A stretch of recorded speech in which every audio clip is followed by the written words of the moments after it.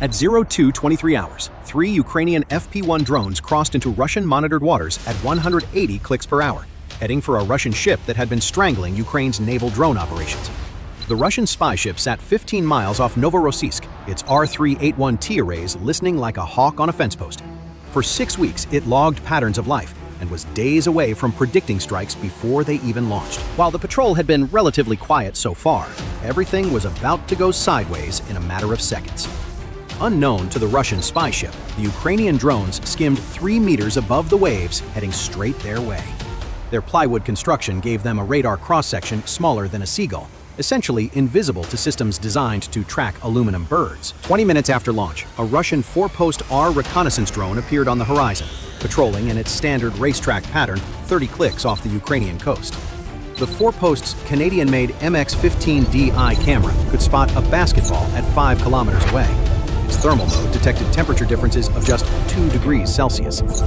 At 02:45, the lead FP-1's engine heat spiked on the Forpost display. 3 small contacts, low altitude, heading east at 180 clicks per hour. The Russian operators zoomed in trying to classify the targets. The pre-programmed evasion kicked in immediately. The drones dropped to 2 meters above the water, disappearing into what radar operators call ground clutter, the chaotic returns from waves that mask low-flying objects. But here's why wood matters. Within minutes, the plywood frames had cooled to match the sea temperature. To the Forpost thermal camera, they'd vanished like ghosts. The operator logged the contact as possible birds and continued his patrol, not knowing he'd just let through the vanguard of an attack. Behind the drones, the reason for their rushed launch became clear. Russian Shaheds had found their launch site, arriving just minutes after the FP-1s cleared the area. The operators barely escaped as 50-kilogram warheads turned their equipment into scrap metal. The spy ship's intelligence network was already working, but not fast enough to stop what was coming next. At 03:30 hours, as the FP-1s were crossing the Black Sea, 20 Ukrainian naval drones launched towards Sevastopol at 80 clicks per hour. What happened next would trick Russia into leaving their most valuable intelligence asset completely defenseless. The Decoy swarm was a mix of modified jet skis and cheap commercial boats fitted with basic guidance. Each cost less than 10 grand, throwaway assets designed to look exactly like Magura V5 naval drones on radar. They maintained formation, transmitted the right radio signatures, and moved at attack speed. To Russian radar operators watching their screens, this looked like the largest naval drone assault since October 2022. Creating a convincing decoy swarm requires more than just sending boats toward a target. The drones had to follow realistic attack patterns, spreading into assault formations, converging on likely targets, even performing evasive maneuvers. Ukrainian operators controlled them via satellite link for the first 50 kilometers, then switched them to autopilot. Each drone broadcast on frequencies known to be monitored by Russian intelligence. Some even carried heat sources to mimic the infrared signature of armed drones. The deception had to be perfect. The Russian admiral had 6 Ka-27PL helicopters at Novorossiysk, 4 at Sevastopol. These helicopters were the Black Sea Fleet's primary defense against naval drones. Ships are too slow to chase them. Fighter jets can't hover to search, but helicopters can cover 100 square clicks in 20 minutes, drop RGB-16 depth charges that neutralize everything within 50 meters, and use their dipping sonar to hunt underwater drones. Without them, Novorossiysk's sea approaches were defenseless. Russian doctrine demanded for 4 seconds every minute, they're both pointing away from the same dark corner. That corner was a 2-kilometer corridor the drones had to hit precisely. But the Russians had adapted. Random desynchronization eliminated predictable blind spots. The corridor was shrinking. The first drone entered at 04:47. 4 seconds invisible, 2 seconds visible, as one radar swept past, then invisible again. The radar operator saw a brief contact, something small moving fast. The second drone followed 30 seconds behind, still on course, still invisible, with full fuel tanks. But the third had developed a problem. A microscopic flaw in its autopilot gyroscope caused it to drift right, 200 meters off course and growing. At 04:48, Russian operators received their orders. Randomize rotation patterns. The third drone corrected hard north, burning precious fuel. It entered the collapsing corridor at 04:49. Both radars painted it clearly. Contact bearing 270, speed 180, altitude 50 meters. The operator reported 20 confirmed targets at Sevastopol versus 1 questionable blip. The drone's camera locked onto the bridge roof, where the mast held all 3 special antennas like a crown jewel. The 25-kilogram payload smashed into the mast base, traveling faster than bad news. The explosion gutted the bridge instantly, ripped it apart like a beer can in a trash compactor. The R381T arrays that could pick up a radio broadcast in Romania melted into slag hotter than hell's front porch. The computers holding 6 weeks of patterns turned into expensive paperweights. The mineral ME radar twisted into modern art that Salvador Dali would have been proud to sign. Secondary explosions ripped through the power supplies like a chain of firecrackers going off in a closet. The fires finally burned themselves out 18 hours later. The ship's electronic radar suite looked less like military hardware, more like abstract sculpture at a modern art museum. All melted circuits and twisted metal crying for mercy. 6 weeks of intelligence gathering, dozens of recorded launches, the patterns that would have ended Ukraine's drone war dead in its tracks, all gone up in smoke faster than a winning lottery ticket in a bonfire. The ship would sail again, sure, but its electronic eyes and ears were permanently fried, blind and deaf as a stone. Within hours, Ukrainian drones were launching from brand new sites with fresh patterns, invisible once again like they'd never been spotted at all. The Russians could still hammer launch sites, responding to the visible threat first. All 6 Novorossiysk helicopters launched west at 270 clicks per hour. The distinctive whomp, whomp of their rotors faded as they raced toward the decoys. Every minute they flew west was another minute the real drones flew east unopposed. By the time they realized the deception, they'd be 360 kilometers out of position. The spy ship, 15 miles off Novorossiysk, now had no air cover, no quick reaction force, no way to vector helicopters to investigate contacts. For the next 2 hours, any drone that got past the patrol boats would have a clear shot. The 3 FP-1s adjusted course 15 degrees north. This wasn't random. It exploited something the Ukrainians had discovered through months of observation. The Russians had 2 Podlet K1 radar stations covering this sector. Each radar rotated at exactly 10 revolutions per minute. Picture 2 searchlights spinning in circles. Reality was being rewritten. The Russians had activated their R330 ZHTO system from Crimea. This wasn't crude jamming. The system whispered lies, broadcasting fake GPS signals at 100 watts versus real satellites at 0.00001 watts. The Russians had perfected this trick and started walking drones toward the ground. Now, they were walking the FP-1 toward a Pantsir battery. But here's the thing. Ukrainian operators had learned, too. Every 50 kilometers, oil platforms dotted the Black Sea. The FP-1's primitive cameras could spot these from 5 clicks away, resetting position based on preloaded coordinates. No amount of spoofing can beat the old reliable Mark I Mod 1 eyeball. The second drone, however, never made it to the next platform. At 0615, its GPS receiver died, not from jamming, but from a junky Chinese capacitor that couldn't handle temperature cycling. Without GPS, it switched to inertial navigation. But INS over water accumulates 10 meters of error per minute. 8 kilometers off course meant it was heading for empty ocean, not the target area. At 0645, it hit the water. No explosion, just gone. 2 drones left. The third one, 5 kilometers behind, still had clean GPS, but not for long. The Russian ship went active. Its mineral ME radar began painting the western approaches. The ships signaled up low-flying targets at 500 meters, walk tracers into the bogey, keep the hurt coming until splash. Standard playbook. Investigate, ID the contact, smoke it if it's hostile. Problem was, they'd been briefed for aluminum birds with infrared signatures hot as a blowtorch. Nobody said jack about plywood phantoms that flew colder than a politician's heart. The lead drone was sucking fumes, 3 minutes of fuel tops. Behind it, the third drone kept hauling ass, invisible but flying deaf and blind. The morning fog had rolled in thick as pea soup, chopping visibility down to 500 meters max. At 0730, the lead FP-1 punched into the target zone 15 miles off Novorossiysk. The Russian spy ship sat right where Intel said it would be, still playing traffic cop with patrol boats vectoring toward the incoming threat, like pieces on a chessboard. The spy ship had thrown up a radar fence, 2 patrol boats with overlapping positive ME1 coverage, locked together tighter than a vault door. Each radar swept 120 degrees, picking up targets as small as a damn frisbee at 15 clicks out.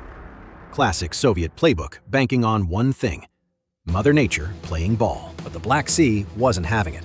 A temperature inversion was cooking up, warm air sitting on cold water, and the engine started shaking itself apart like a paint mixer. The tough bastard kept running. The drone cleared the boat's effective range. 90 seconds of fuel left in the tank. At 0733, the spy ship's distinctive mast popped into view 800 meters out. But that damaged propeller had cracked the engine mount worse than a broken promise. The patrol boat lit up the radio.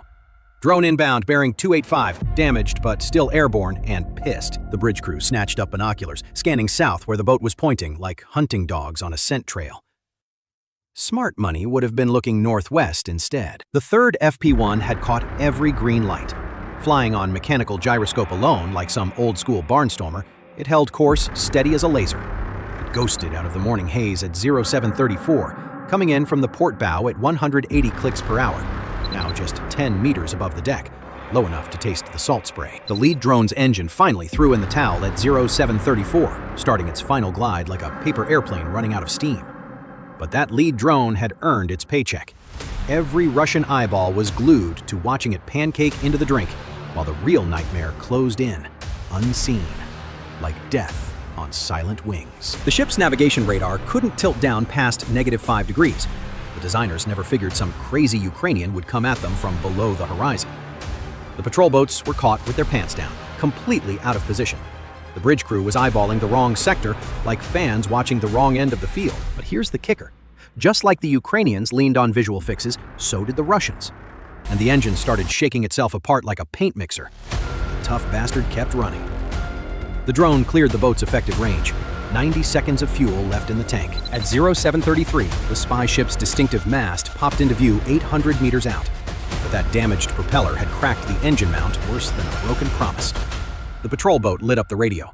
Drone inbound, bearing 285, damaged but still airborne and pissed. The bridge crew snatched up binoculars, scanning south where the boat was pointing like hunting dogs on a scent trail. Smart money would have been looking northwest instead. The third FP-1 had caught every green light. Flying on mechanical gyroscope alone, like some old-school barnstormer, it held course steady as a laser.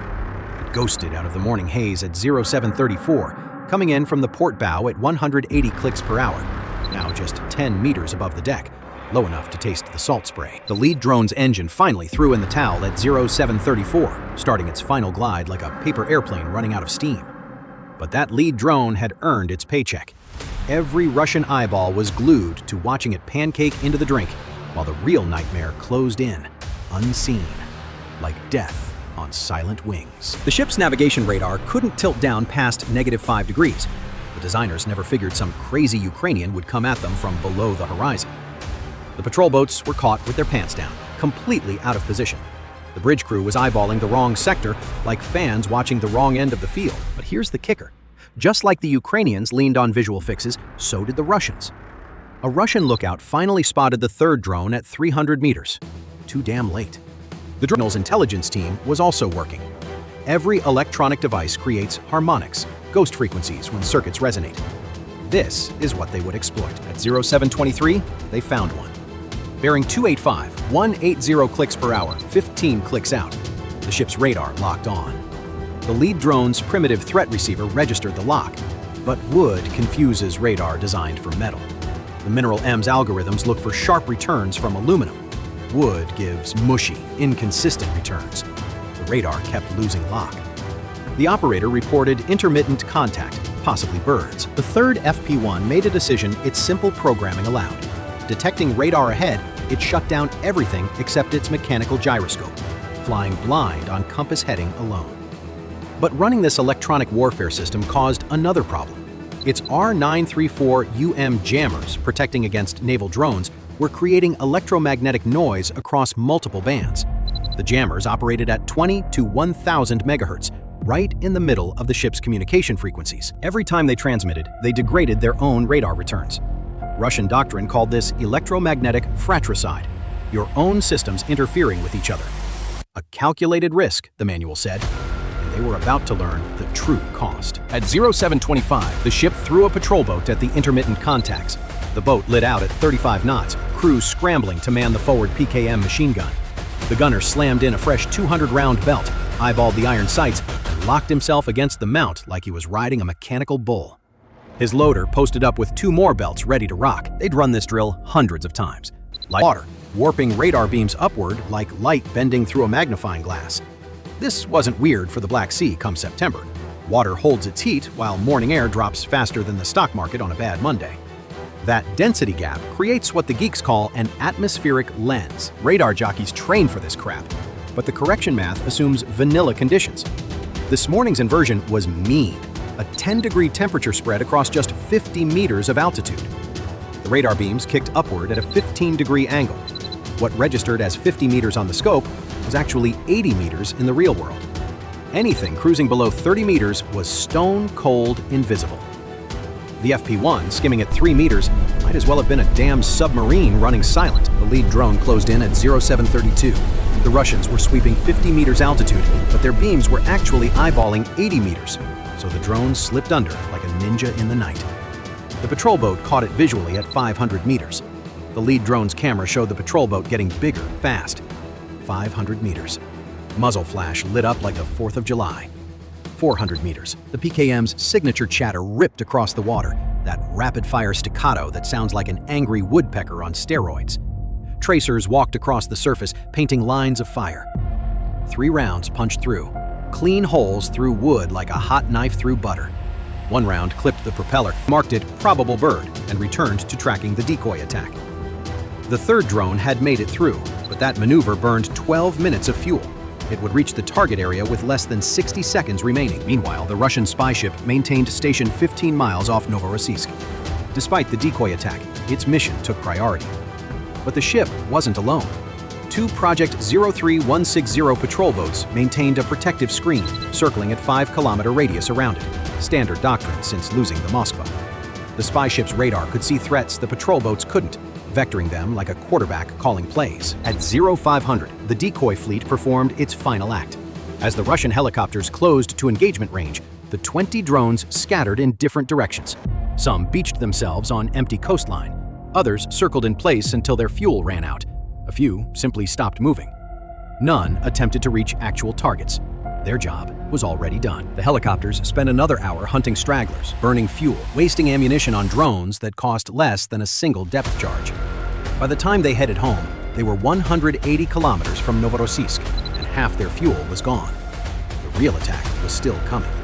But visibility continued dropping as morning fog thickened. At 0600 hours, the lead FP-1 was now 240 kilometers from the target when its GPS position began sliding east. The drone wasn't turning.